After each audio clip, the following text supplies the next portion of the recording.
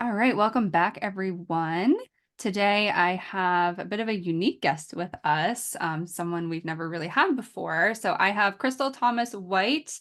She is a senior scientist at Evvy, and we're going to talk about what Evvy is. But first of all, Krystal, welcome to the podcast. So excited to be here. Thanks for having me. Of course. Before we dive into everything, do you want to introduce yourself to the audience?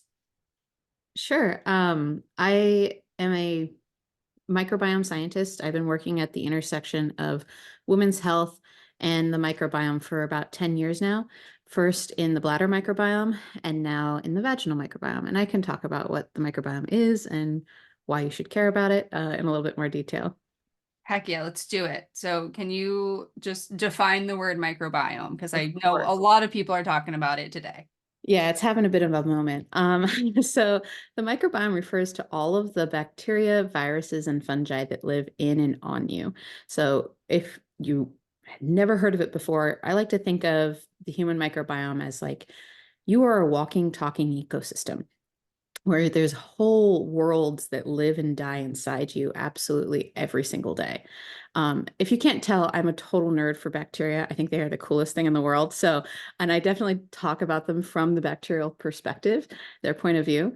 Um, but your body has the most bacteria in your gut, and those bacteria are involved in helping you digest foods, hormone regulation, your immune system training and regulation as well.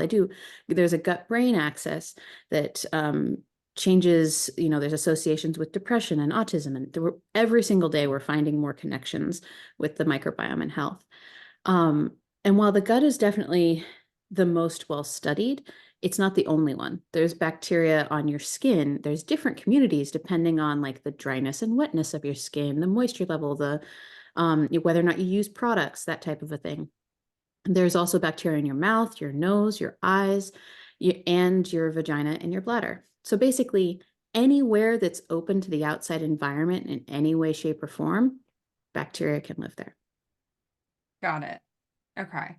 So, I feel like there's loads of directions we could go from here. But since I already introduced you as working for Evvy, can you just let the audience know like who that is, what you guys do, and anything else you feel is relevant? Yes.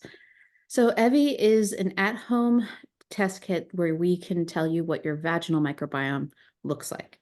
Um, it's very user-friendly. You just go online, order a kit, sent to your house. We have all of the instructions on how you take a swab. It's it's easier than probably putting in a tampon, in my opinion. It's very, very easy. And then what we provide back to you is a description of what bacteria are present there in you at that sampling time point, and then what those organisms are associated with in the literature. So, the literature has shown that different lactobacilli are protective and certain other organisms might be disruptive. Um, so, and then if you are, uh, um, sorry, I got distracted by my cat there for a second. You're right. um, We also take a very extensive health history form, so we are trying to really do research. You can opt in to be part of research with us to really understand how the microbiome is associated with different contraception methods, your sexual practices, maybe different comorbidities, like if you have depression or if you have endometriosis or something like that, and also your current vaginal symptoms. So the main people that come to us that we serve are people who are suffering from something called bacterial vaginosis or BV. About 30% of women suffer from BV. It is a recurrent infection, and what it is a very poorly defined dysbiosis of the vaginal microbiome. So you have itchiness, irritation, discharge that might look funny and smell weird. And it's very disruptive, kind of like UTIs are, to a woman's mental health and their everyday quality of life. And currently, most people go into the doctor and get an antibiotic for BV, and that temporarily relieves the symptoms, but about 50 to 60% of people will have a recurrence within 3 to 6 months. So again, kind of like UTIs, which I think your audience is probably a little bit more familiar with. It's something that's happening to a lot of women, and it's really hard to get rid of once you have it. Mhm. So what we do is show you what your vaginal microbiome is like. And then if you have certain bacterial profiles and symptoms, you can also opt into a telemedicine care portal where we're trying to help provide better, more sustainable treatments for BV specifically. Okay. And so, I mean, you guys sent me a test, which was amazing. Super grateful because I've always wanted to take one of your tests. And basically, what happened was I got it in the mail. I opened it up. It was really straightforward. Like you said, like you just take the swab out, you get the sample, you put it in the tube, you seal it up, and then you send it in the mail. So, very convenient, I will say. Lovely. Um, and then it takes what, a couple of days to get your results back? About under 2 weeks. So Okay. probably about 7 days, 7, 8 days. Yeah, yeah. And so I guess if somebody were dealing like what are the type of symptoms somebody would be like, okay, I should take an Evvy test. Like what does that entail? I know you mentioned discharge and some smells, but is there anything else to look out for? There's a whole variety of symptoms that are associated with vaginal or vaginitis, vaginal dysbioses. A lot of it has to do with whatever you as a patient consider abnormal for yourself, right? If you're just like, this is a lot of discharge, I'm not used to this amount, or wow, that smell has completely changed and it is off-putting to me. Like all of that is incredibly valid reasons to go to the doctor or come to us for diagnosis and treatment. There's also more severe symptoms. So things like pain while peeing or burning or pain with sex, those types of things. Maybe you are postmenopausal and you're suffering with dryness, that also is associated with a shift in the vaginal microbiome. Um, and things like estrogen can really help with treating there as well. So it kind of depends on what your symptoms are, but anything vaginal related, particularly if you're suffering recurrently, something you're dealing with a lot, or you're just interested to see what your vaginal microbiome is associated with. Those are all people that come to Evvy. Yeah, that's honestly me. I've never really done anything like this outside of like urine testing.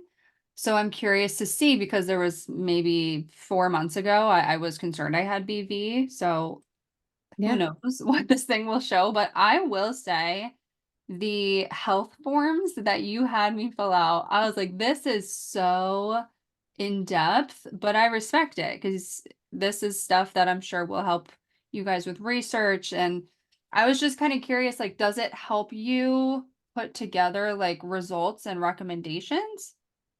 Yeah, we're actively doing research on all of that.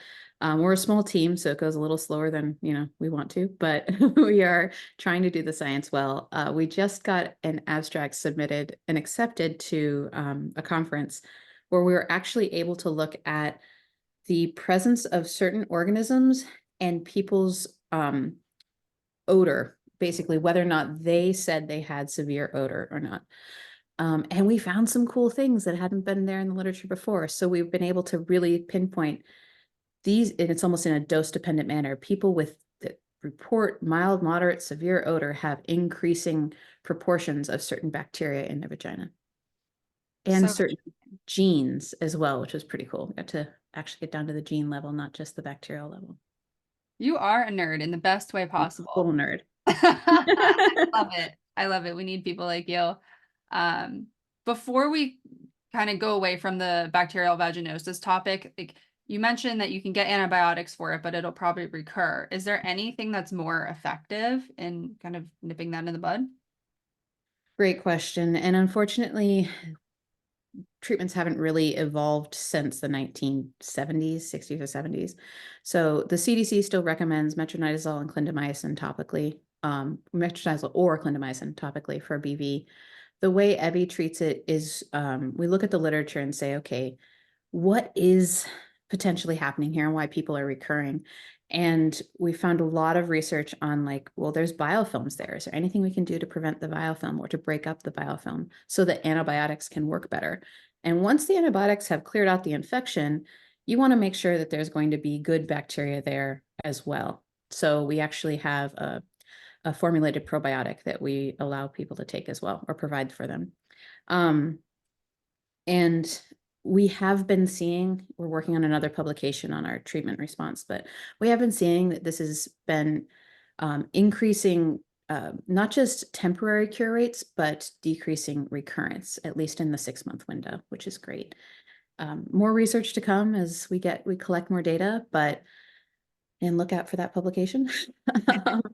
But our hope is that being able to show like not just the antibiotic, but being able to really hold the hand of the vaginal microbiome as it recovers so that it can recover properly. Okay, cool.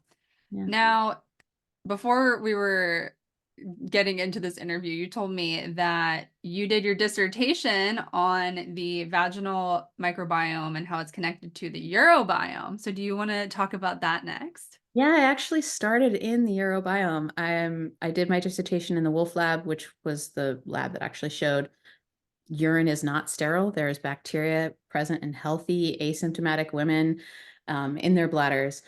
And my whole dissertation was looking at not only how does the microbiome in the bladder change with different disease states, like incontinence, and I even did one paper on IC, but also what's the connection between the bladder microbiome and the vaginal microbiome.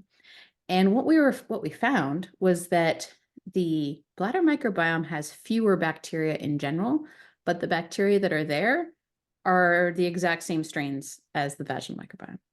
So if you have lactobacillus in one, you're more likely to have lactobacillus in the other. And the way we looked at that was actually we did whole genome sequencing. So we took the bacteria, isolated it, sequenced the whole genome, and we're able to say the exact same strain of bacteria is present in both places, meaning that they really are interconnected.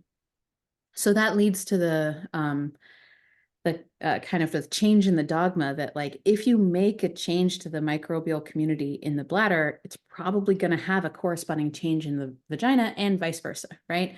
If something happens to the vagina, chances are it's going to have an effect on the bladder as well. How do you change one of those things? A lot of things can affect it. I'm sure a lot of your listeners are familiar with stress being a trigger, diet being a trigger. Obviously, sex and menstruation can be a trigger. But any big event, so an antibiotic, a super stressful event, something like that can have a massive impact on the microbiome that can be hard to bounce back from. That worries me because yesterday I got a root canal, and right before I left the house, I had an IBS flare. So it just goes to show how stressed I was. So hopefully my microbiome is doing okay. I do think they're all connected, right? Like even the gut, we know that a lot of UTI pathogens come from the gut, travel through the vagina, and get into the bladder that way. So healthy gut, healthy vagina, probably healthy bladder would be my thoughts. Yeah, I feel like lately, at least in the interstitial cystitis, I guess, slash UTI communities, the hot topic is the urine testing and how like they're not as accurate as we originally thought. Can you talk a little bit about that? Yes, I'd love to. Again, did a bunch of my work on the I dissertation here. would love to. And also, I want to do a plug for Live UTI Free. I'm their scientific advisor. They have some amazing, amazing content on this on their website. So check that out. Okay. Also, a physician pamphlet that you can bring to your doctor to be like, here, read this. It has all of the work, all of the research you need. So yes, urine testing. Okay. You're smiling so big right now. I'm excited. I have a whole talk on this. I could talk a whole hour on this topic. Okay. The standard urine culture, which is still used today, was developed in the 1950s by Dr. Edward Cass, who was trying to identify who was at risk of dying of a kidney infection. And what he realized is that if you had a certain threshold of E. coli in your urine, particularly 10 to the fifth CFU, that was the threshold that you needed to treat that person before you went and did surgery on them. If they had it above that amount, you did surgery on them, they probably would go septic and they would die. So this was a huge breakthrough. It saved a lot of lives. And because it was so good, it got applied to absolutely everything. This test was designed for a very specific purpose, and now we use it to test for anything urine related. So over the decades, doctors saw culture positive for people with symptoms, and then culture negative for people without symptoms. And that turned into infected and sterile, as in nothing would ever grow there. And what we found when I was working on this in my grad school program is that there's tons of other bacteria there. It's not just E. coli. So a culture negative person is not actually negative. It's just negative for E. coli. And if you look at what the test is designed to do, it can grow E. coli really, really well, and it's terrible at growing just about anything else. But we developed an expanded urine culture protocol with a terrible name called EQUIC. It's just kind of expanded quantitative urine culture, EQUIC for short. And all we did was just take those urine cultures and gave it different food sources, put it in different atmospheric conditions, so different types of air. And lo and behold, all sorts of things grew, not just E. coli.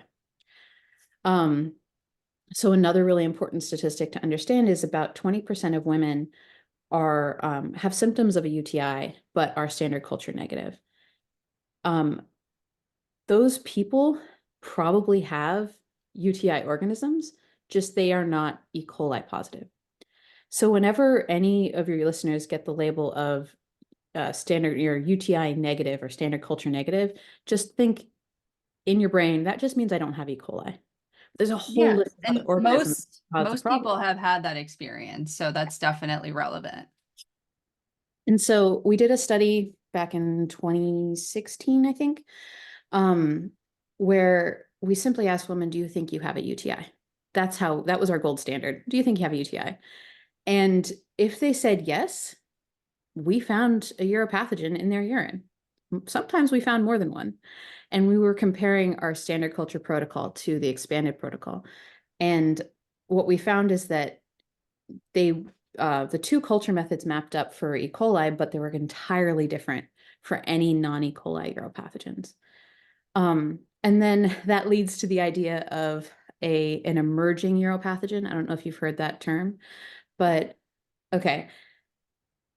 Clinically, there's standard uropathogens and emerging uropathogens. And really what it comes down to is the standard ones are the ones that grow with culture, and the emerging ones are ones that didn't. So it's emerging in the sense of of emerging clinical significance, not like COVID that it just emerged in the population. These bugs have always been there. They just are finally getting a little bit of love, and we're starting to identify that they really do matter. But they just can't be picked up by standard culture.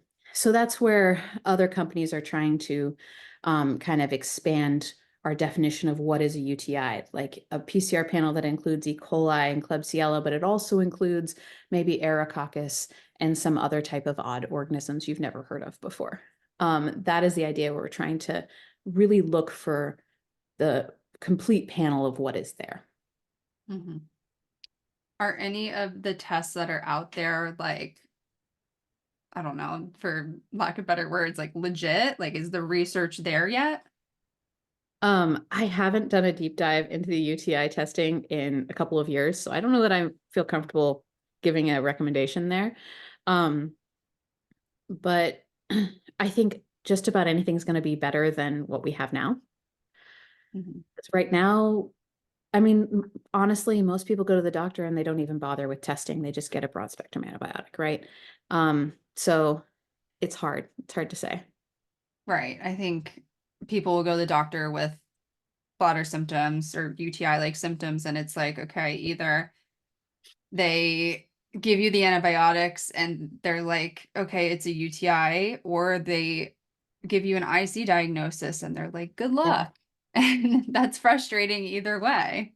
Agreed. It is, IC is such a frustrating diagnosis because it's literally diagnosis of exclusion. I know I'm preaching to the choir here, but And that makes it really hard from a scientific perspective in order to study, because you're lumping people that probably have multiple different causes of symptoms all into one group and saying, we don't know what causes it. Well, yeah, because there's multiple causes. Until you can really like stratify and define each group appropriately, that's when we're going to start figuring out what all the different versions of IC are actually are. Right. Definitely. And I asked you before we started recording your thoughts on embedded UTIs. And I ask that because it is such a hot topic. People are always asking me to do a podcast episode on it or do something with it. And it's like, I don't have the knowledge I need to talk about that confidently. I'm not sure if you wanted to kind of dive into that conversation at all. Yeah, I can talk a little bit about that. Um, and again, I'm going to point to Live UTI Free because they have some really great resources on that. But and in the literature, we've been able to see both in animal models and in humans that E. coli can hide out in the epithelium, meaning the lining of the bladder wall. It can get into the cells, it can create these little tiny communities, and it can camp out there for an indefinite amount of time. We don't know how long, but probably for years. Um, doing that protects it from the immune system and it allows it to kind of hide. And then if there's some kind of trigger where it gets a signal saying, hey, this is a good time to reinfect, or hey, there's something else happening in the immune response, it's going to become active and cause another infection. So I think there's different ways to think about what a quote unquote embedded UTI is, but that's how I interpret it, is like those intracellular bacterial communities are called IBCs. And so we know they're there. We know that they happen. We don't really have a test for them in humans yet, right? So we don't know how many people are walking around with them. Right. But what we do know from the science is that vaginal bacteria can be that trigger at some point. So I was explaining to you a certain organism called Gardnerella, which is associated with BV, can actually get into the bladder and be the trigger that causes E. coli to reinfect. There's some really cool research being done to show that even passive introduction of Gardnerella into an infected bladder can cause a flare-up of UTI. So again, there's this connection between the bladder and the vagina that we're only now getting little hints of, and we've only kind of tip of the iceberg, as it were, on this research. Mm-hmm. And there's a few doctors worldwide that are treating these quote unquote embedded infections. And I think a lot of them are, and I could be wrong, but I think a lot of them are using like a microgen type test. Um, can you talk about that type of testing? Microgen has a couple different types of testing. I don't know what they use for urine specifically. Okay. Like I said, I haven't done a deep Yeah, dive into that space. totally. I did not expect you to. This is just something that I just wanted to know. Because a lot of basically the treatment regimen for that is long-term high dose antibiotics, which It'd be rough. Yeah. it sounds brutal, and I've been in Facebook groups where people are on it for years and they're developing C. diff and they're getting all of these other issues that are arising. Yeah. And, did you want to say anything on that topic? It is so hard with UTIs because we really only have one tool in the toolbox, and that's antibiotics. Mhm. Um, there are just so few other effective treatments that I don't like. I understand why doctors are going that route because there's just so little that they have to reach for. Yeah. Are But there yeah, it's rough for the patients for sure. are there any other risks besides C. diff when you're taking long-term antibiotics? Resistance, antibiotic resistance for sure. Um, you know, if you're taking particularly something orally, which for UTIs, I work in the vaginal microbiome where we can do things topically, so there's less of a risk of resistance for like the gut microbiome. But if you're taking oral antibiotics, your entire body is getting hit, that your gut microbiome, your oral microbiome, your vaginal microbiome, everything. So you're going to build up, your bacteria are going to build up a resistance to that antibiotic eventually, which can put you at risk for other things down the road. Yeah. I'm genuinely curious if there's any statistics out there on success rate with that type of protocol. Yeah, I don't know. I haven't looked into it. Yeah, maybe it's out there. If somebody listening knows about it, they can Yeah. send it to me. But yeah, And I I'd have love to read it. people that attack me on social media saying that interstitial cystitis doesn't exist. Everybody with IC has an embedded infection. And I mean, one, that's super like disrespectful and invalidating. Yeah. Um, they also don't say it in a nice way. But, besides that, it's like it's just you can't really lump people into a blanket statement like that. I think that's where I have an issue.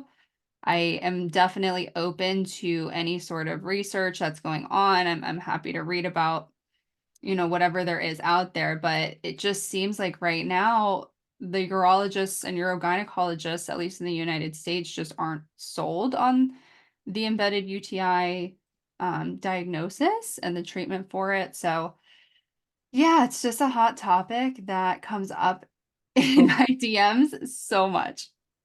yeah. And like I said, I'll go back to this idea that because urine culture is bad and IC is a diagnosis of exclusion, I do think that people that get the IC diagnosis probably have multiple causes. So yeah, there's probably a subpopulation in there that have an embedded infection, and that is the cause of their symptoms. But that's not everybody. That's not all inclusive. That is the problem with IC. Um, so definitely feel validated. It is, if that is not your experience, that is 100% valid. And I think that science just hasn't figured out the cause of your specific symptoms yet. Right. So, I guess what would you recommend for someone who's listening to this and, they aren't sure that they don't have a UTI? Like, what type of doctor should they go to and what questions should they be asking? Should they ask for a certain test? Great question. And it's so personal, right? It's hard depending on like if they've had recurrent UTIs or they've never had a UTI before and all of a sudden this life has changed up so much. Um, there's uh things you can do there's PCR tests out there. There's you can look at your vaginal microbiome, which can kind of maybe give you a hint to um how quote unquote healthy or disrupted your microbiome actually is, your urogenital microbiome is. You mentioned urogynecologist earlier. That's actually one of I've worked with a lot of urogynes, and it's one of my favorite subspecialties because they do tend to be a little bit more open to some of these conditions and to alternative viewpoints on these conditions. Um, so if a friend comes to me, I say, find a urogyne. I tell them to go read Live UTI Free and take the pamphlet to their doctor. If the doctor doesn't know this literature, all the citations are there, and have that be the starting point for the conversation. Hopefully Um, the doctor's open to reading that pamphlet, 'cause I feel like this some may not be. may not be, so go get a second opinion, I guess. And it's so exhausting when you're already dealing with a chronic issue to be like, oh, I gotta go talk to somebody else. And it's so invalidating and so Yeah. tiring. Um, I 100% hear that, but Yeah, but hey, we're gonna be our best advocates. I mean, no one's gonna push for us like better than us. exactly, exactly. Yes. Okay. I thought a fun way to kind of getting to the end of this is, do you want to discuss any tips for people who are struggling with chronic UTIs or just like UTI prevention strategies? Um, great question. And really, because of my specialty, it would be to just take a look at your microbiome, right? Whether that's your gut, your vaginal microbiome, there's lots of tests in the market for your gut. Obviously, come to Evvy if you want for your vaginal microbiome. Um, but it can give you an idea of how healthy the overall system is. And like I was saying, if you're dealing with UTIs, a lot of those bugs have to travel through the gut, through the vagina, into the bladder. There is a connection there. So if you can create healthy microbial defenses at each of those points, you might be able to prevent UTIs. Now, I'm a scientist and not an MD. So this is coming from a point of it just makes sense to me, but there aren't any studies that have really shown this, right? There's lots of studies that have tried to look at what gut microbiome or what diet might prevent certain things like IBS, but very little has been focused on UTIs, Mhm. right? So we definitely just need a lot more research there. However, from just a general taking a microbial look at yourself, it makes sense that if you have a healthy gut, a healthy vagina, your bladder will follow suit. Mhm. So, lifestyle things like minimizing stress and drinking lots of water, Yes. everything my mom has been Everything. telling me my whole life. Exactly. Sleep even helps. Like sleep, hydration, good diet, exercise. They're Yeah. not sexy, but they are the thing that has been shown to work. Yeah. And wipe from front to back. As silly as it and like as obvious as it sounds, for some reason that message got missed when I was a kid and I was not doing that. And like no wonder I got a couple UTIs. So I like to say that because no shame on my end. I was a child. Yeah, Um, you didn't know that as a kid. yeah, and if there's anybody out there that it could help, then amazing. I want to So say on yeah. that note, I know a lot of people feel gaslit when they hear that and they've just heard it so many times Oh, from so I many know. doctors, right? So also know that even if you're doing all of the hygiene perfectly, you could still get a UTI. Like it's not a foolproof method. It's just one thing that can help. So put that out there. Amazing. Is there anything else you wanted to talk about before we wrap this up? Um, no, I feel like we covered quite a bit. Um, I feel like, was there any other question? I'm going through the questions you wrote me earlier. Um, yeah, this was lovely. Thank you Yeah, we so much. definitely covered a lot. If somebody wants to take an Evvy test, I can link it in the show notes. Is there anything else they need to know about like ordering? Nope, just go on the website. It's super straightforward. We have the test, so it's easy to find. Amazing. Also, Awesome. if you want any other information, we have a scientifically and medically reviewed blog, educational blog called Ask Evvy. So it's evvy.com/ask, and we have an IC article. We have things on UTIs. We also have BV and menopause, all sorts of articles to check out there as well. Love that. That's so helpful. Okay, we're gonna link that as well. So amazing. Well, Krystal, thank you so much for taking the time to share your expertise with us. I know I was concerned I was gonna feel and sound like an idiot during this conversation, but I feel like I did okay. I hung in there. And if anybody has any questions on anything we talked about, just reach out to me. But yeah, Krystal, thanks so much for your time. Thank you so much. It was great talking to you. Yeah, it was awesome.